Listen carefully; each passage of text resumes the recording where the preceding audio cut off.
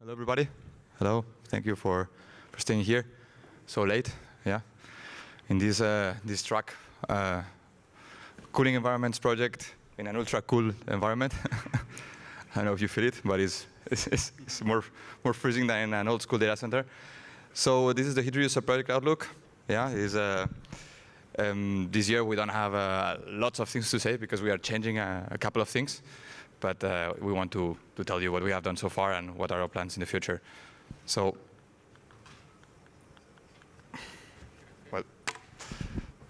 my name is Jaime Comella. I'm from EQ Compute. Go ahead. Age over beauty. Cosimo Pecchioli with Alfa Laval. Hey, I'm Bharath Ramakrishnan from Microsoft. Okay, why we are three here is because actually we were Cosimo and I co-leading this project, but Cosimo. Yeah, I'm moving to a different project, so actually Bharath is taking my place for the remaining of the, let's say, the course of the project. Exactly. So what we can see is what are the goals of our project. This is a subproject, the youngest subproject of the cooling environments. We're here since 2 years, a bit less even, where you can find information, important information, and relevant information of our work. Then we will talk about the 101 article that we published half a year ago? Yeah, more or less. The map that is constantly evolving. What are the challenges with the map? How you can use actually the map is a wonderful tool that we want really to exploit much more. And then we want to talk about the new founded work streams, which is probably the newest thing we have to say about also this project. And then what we're planning for the future. So I just hand over the microphone to Cosimo. So, as Jaime mentioned, we are the youngest project, a sub-project in the cooling environments, and the first thing that we realize is that it doesn't make sense to reinvent the wheel. And so, one of the activities that was actually most successful was to inviting existing heat reuse experiences around the world to talk about what they have been doing and how they have been doing. And when I say around the world, is that unfortunately, the US is not, let's say, the hotbed of heat reuse for a number of reasons. I would say Northern Europe is running circles around us, and so most of our guests, to be honest with you, were from Northern Europe. So, and that made the application of their experience not always, let's say, easy, because the political realities, subsidies, and even the density of the population and the existence of infrastructure like district heating and district cooling is much more pervasive, let's say, in that areas. But it was very, very interesting to see how they tackled the technical challenges, and even though it seems intuitive, let's say, but then when you really start to doing things, you realize that between the drawing and actually reality, it's always a little more challenging. And then the other evolution was that the group, after a while, realized that there was some topics that deserved a more in-depth analysis. And our calls are pretty well attended. We have 30, 40 people per call. And it's not always easy to actually go into the depth of one specific topic. And so we open specific work streams where a smaller group talk about these specific topics, and then they report their results to the general audience, which is a standard practice, let's say, in the OCP, and it's working very well. Rolf actually gave us the structure, and we are very grateful for that. And so the three subgroups are reference design, so how to technically design a heat reuse system in your existing data center or in your greenfield data center. Of course, total cost of ownership, you heard this 1,000 times today. And then another aspect that is extremely important is policies, because we will see in this presentation that the subsidies and even hurdles, actually, sometimes it's legally not easy to implement heat reuse, because in some cases, for instance, if you provide heat, you are seen as a utility company. And that is something that probably most people don't want to step into. So as I mentioned before, this is the list. This is the wiki page, and now we are going to go through one by one, very in details. No, of course, this is the wiki page. You can access this the wiki page if you scan this QR code, and you have the complete list of previous presentations. And I really. All of them are very interesting. Some of them are really, really interesting, but I will not tell you which one, so you have to look at all of them. And then the result of our work was the Heat Reuse 101, which is a white paper that you can find in the OCP website, of course. And Heat Reuse 101, as the name suggests, is really the first considerations that an operator or an owner should consider when starting thinking about heat reuse.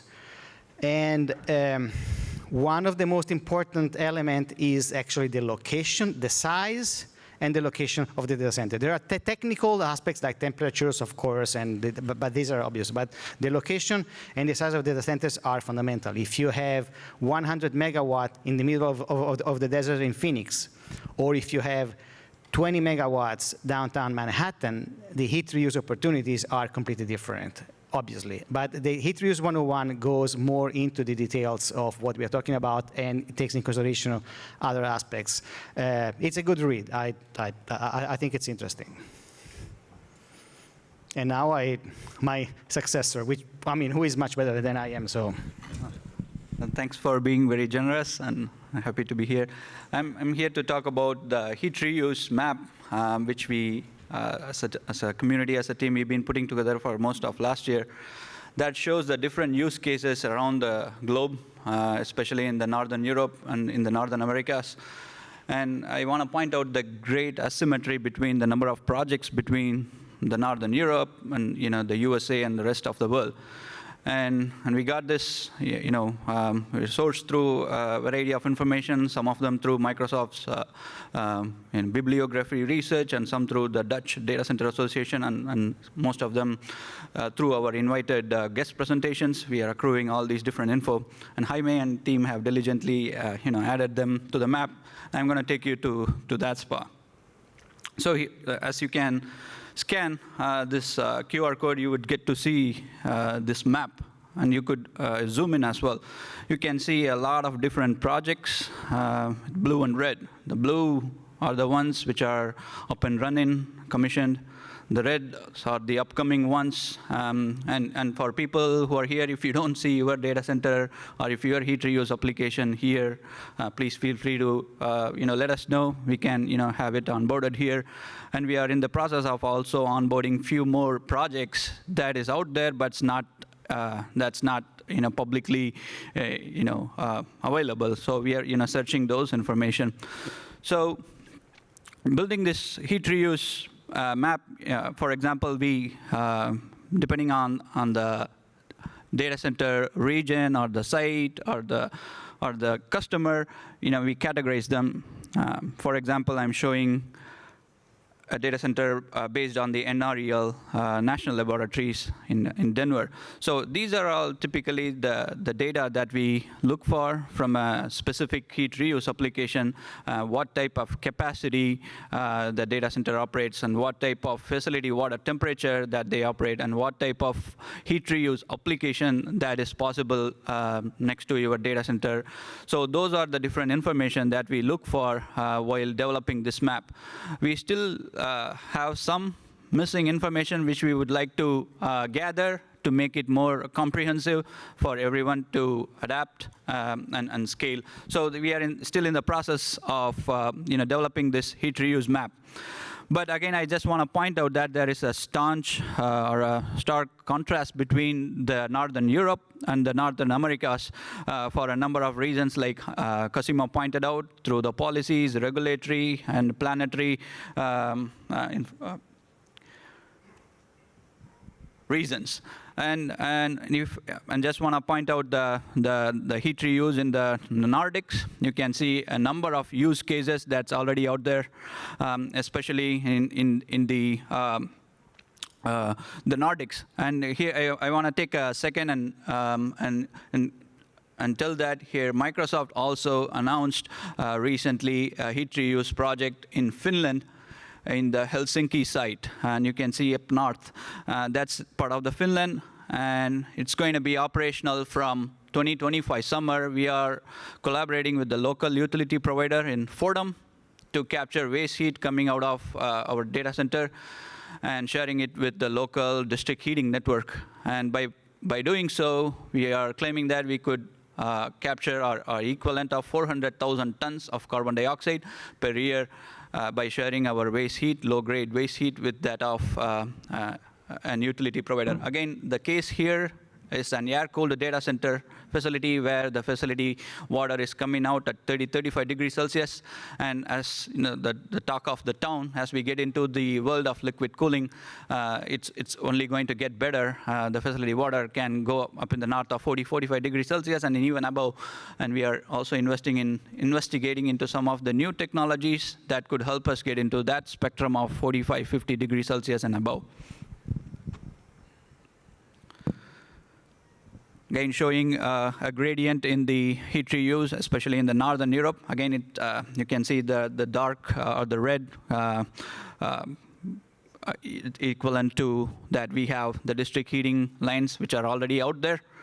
And it's not just only related to district heating. There are so many other local heating concepts, like the domestic water heating, residential heating, hospitals, and at an industrial level, greenhouses, farming. And David is here to talk about the swimming pool scenario right after this session. So please, check it out. But the options are just plenty depending on the capacity, the location, and the region, and the type of the data center. Now we're going to dive into the 3 different work streams, starting with the reference design work stream. And the mission of this particular work stream is to gather common features of data center heat reuse design. Define the aspect and the parameters of a basic technical room or a heat reuse room for capturing or repurposing the waste heat spilling out of the data centers in the orders of few megawatts. And of course, we want to suggest some variations to the base scenario down the line, but we want to start out with a simplistic model which everyone can adapt or compare against and build on top of it. And this particular work stream is led by David from NREL, and again, Mark from Alfa Laval, our contributors. I wanted to acknowledge that. And here are some of the major outcomes we are looking for in the upcoming quarters. We would have the design document and the drawings and the specs, everything for the simplistic model. And we are also in the process of developing a dimensioning tool. And as you give in, hey, here is where my data center is located, and here is going to be my capacity, and here is going to be my facility water exit temperature, few key parameters, then that's going to give you out the required dimensioning tool, how big your heat exchanger room needed to be, how big the other processes needed to be. And we are expecting this white paper with these results to come out in the Q3 2024, around September timeframe. So I wanted to point that.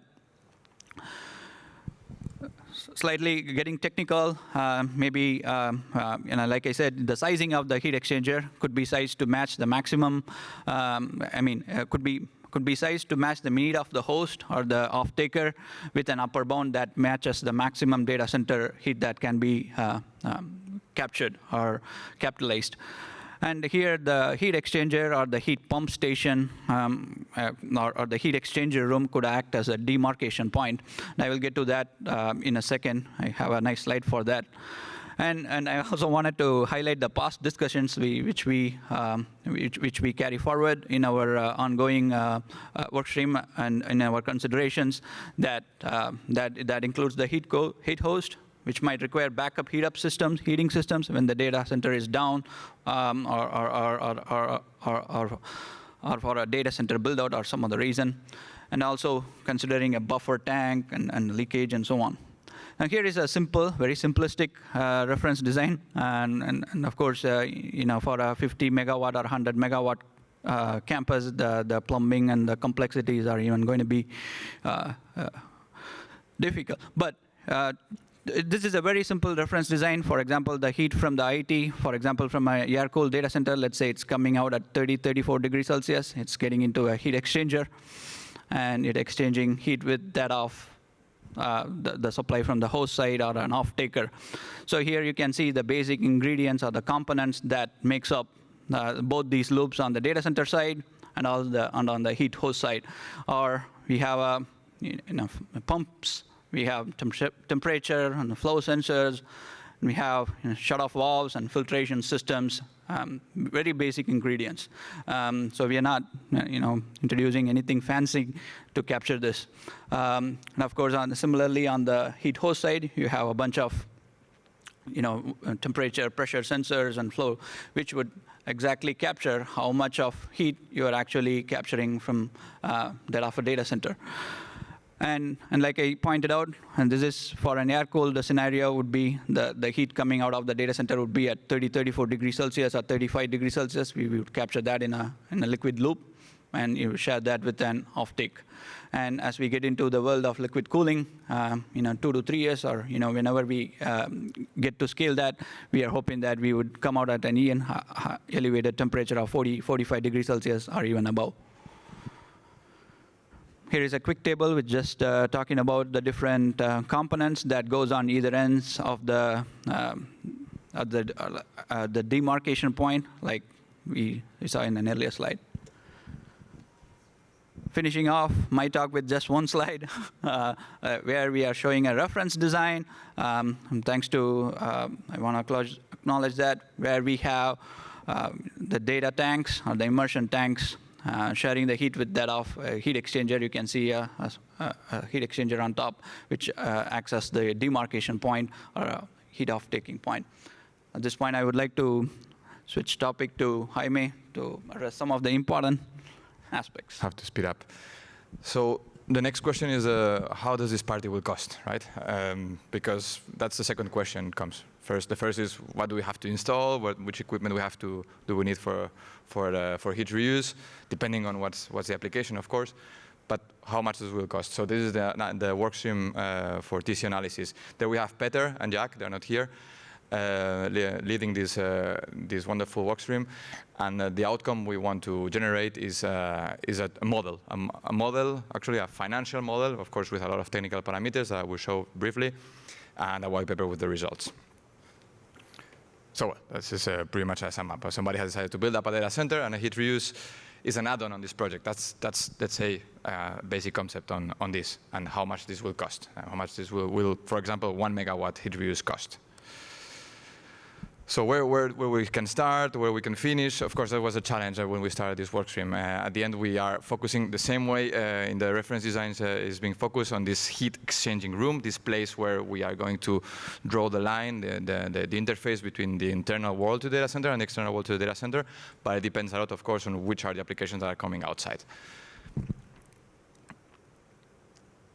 So I don't know if you can see something. Oh, it's quite good. So we have some parameters like temperature levels, like the load curve of the heat consumer, very important as well. We have also the parameters around how you are going to monetize this heat. So the earnings from selling the heat, the subsidies from the state, and the savings associated to components that you are probably avoiding. Yeah. As well, we are considering more macroeconomics costs, like the cost of electricity or heat in that area, and also the emissions. Because at the end, doing heat reuse yourself as a data center, you are avoiding some emissions for yourself. I mean, so you're actually sparing some emissions, but you're avoiding also for others. And you're avoiding for others that it could be an utility, which are part of a cap and trade system, and there you can probably monetize as well that thing. So we want also to consider that. So at the end, we have a model that's for the developers and the people wanting to develop such a project, so to play with the numbers, and a couple of scenarios as well pre-built inside. So a typical air-cooled data center, a typical liquid-cooled data center, a new data center or an existing data center, and different 4 or 5, we don't know yet, scenarios of different applications. So greenhouse, district heating network, whatever. Last work stream is the policies. Here, David and Otto are leading it, and we are doing an analysis of what is going on out there, especially in Europe and United States, as well Canada, so I'm not forgetting it. And we want to write also a list of good practices and what we can do to do it better. Yeah, the outcome is only a white paper, and it seems easier, but it's not so easy.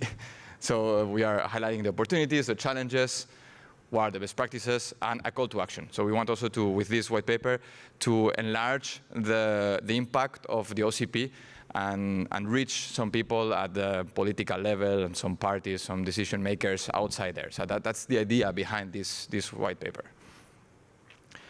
Future work, I'm finishing, and do I have another label for 1 minute or something? No? Yeah, okay. So checklist assessment. This is a checklist that we want to create for new developers for data centers to see, or for existing data centers to see where they are. It's like a gap analysis of where they are and what they need to make a successful heat reuse project. This is something we are still sketching. We're more than welcome, open to ideas. Yeah. So more than welcome to join our calls to bring stuff from your side. And the next is the matchmaking platform. This is like Cosimo says a lot, the Tinder of the data center heat reuse, where the generators of heat find and meet the heat demand out there, so industries or whatever. And this is a very difficult thing, actually, because it's an intersectoral coupling, which is very difficult to manage. For that, it will be very helpful to have an application, a platform for that. And we are aware that in Germany they're building that, and at the European level they're building that as well. So we want to explore the possibilities of OCP helping also to make that maybe a global platform. Well, and this is pretty much a timeline of our next work, so what we're going to deliver. I'm not going to stop him. We don't have a lot of time, so yes, you can look. We have lots of things next year. So hopefully for Lisbon and next Global Summit, we'll have here white papers to show, the tools, the drawings. We have more stuff to show. Call to action. Please present your use case if you have one. If you know somebody, your neighbor is doing heat reuse, please come to us as well. Join our work streams. Suggest new work streams as well.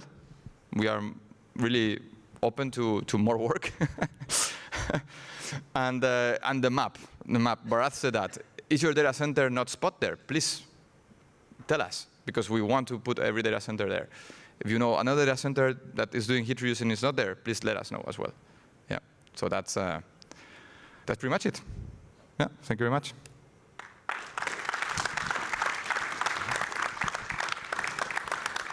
If you want to ask questions, if not, John. Of course. The problem we have, one problem we have is with the metrics and the policies. So one of the slides you had, Bharath, was with where the heat demand and the etc. But a lot of situations have heat pumps in the loop, right? So the question is if the heat pump belongs to, say, the district heating network, they're providing cooling to the data center. So if you look at the PUE metric, the ISO, it's very strict about that and how we deal with that. So those guys are pretty much advantaged because they're getting the cooling. It's the guys like the Lumi data center where the heat pumps are actually in the data center and they own the heat pumps. So it's okay, the PUE is much higher, you follow the metric, but there is another metric which is called the energy reuse factor, which is also ISO, and that can be factored in. But I think the debate now is, who should own the heat pump in those situations, and how do we help those co-location data centers that are providing co-location space, where they're providing space to customers that insist on the PUE being less than 1.2 because of some issues. So that's a long question, and it's not probably easy to answer now, but it's something we need to think about. Yeah, I would say the utility should own mostly the heat pump, probably, or the one who's going to actively use the heat. But there will be some exceptions, as you pointed out. I would say it's a case-by-case basis, like who would want to own. But I want to add that, I want to say again, this is the newest sub-project, so we don't have a lot of experience. When I say not the three of us, the industry doesn't have a lot of experience. So there's not a standard way of doing this. Intuitively, I would say that who benefits from the heat should have the heat pump, but it might not be the case all the time. So if you want to own the heat pump, more than welcome. Question about the reference design. It was simplified, just divided the data center loop and head user loop. But do you have in mind to make the same, but with the heat pumps? That heat pump is between data center and heat user. Yeah. What we showed is a very simplistic model, and if we include the heat pump to the mix, and that goes back to John's question on where would be the demarcation point, like who would own the heat pump station. For example, the scenario which Microsoft for the Finland Helsinki Heat Reuse project, the Fortum, who is the local utility provider, is owning the heat pump station and not Microsoft. So that was like the demarcation point. Again, it's case by case basis. Oh, Your time is up. oh, Thank you very much. thank you. Well, we'll leave you with a hot swimming pool.